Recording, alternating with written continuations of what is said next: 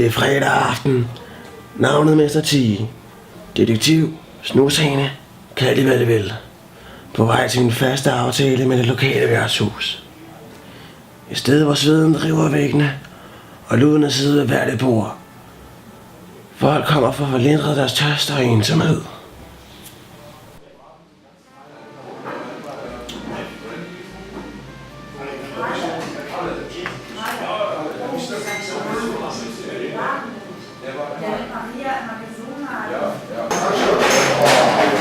Hey, du er Mester T. Jeg spørger. Det er ligegyldigt. Har du hørt sagen om de 10 personer piger? Jeg hørte om den. Jeg har måske spurgt dig til morgen. Kan du sidde? Ja.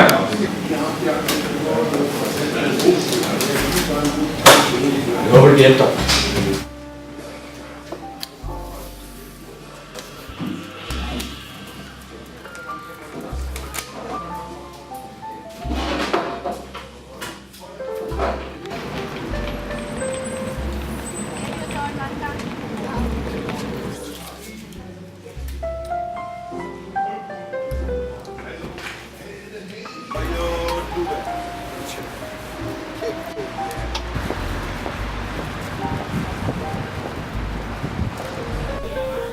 Da jeg stod og ventede på toget, løb mine tanker afsted.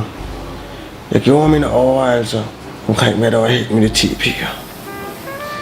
Kunne jeg måtte stole på den mytiske mand, eller var det eventuelt et dødsbo, han havde lidt mig til? Jeg var ikke sikker i min sag, men jeg var opsat på at få mysteriet løst.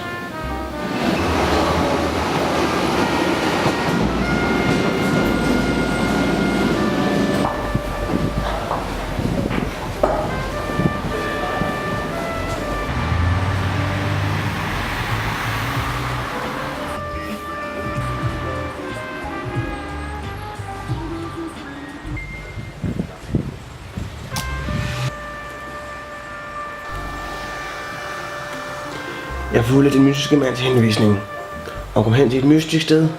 Det fremgik klart at spore, hvad der var sket. Der var tale om en kidnapning.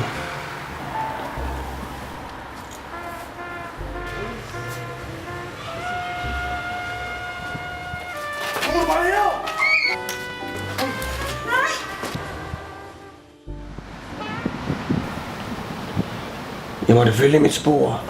Den skæbner nu i mine hænder. Der var tale om minutter og sekunder nu.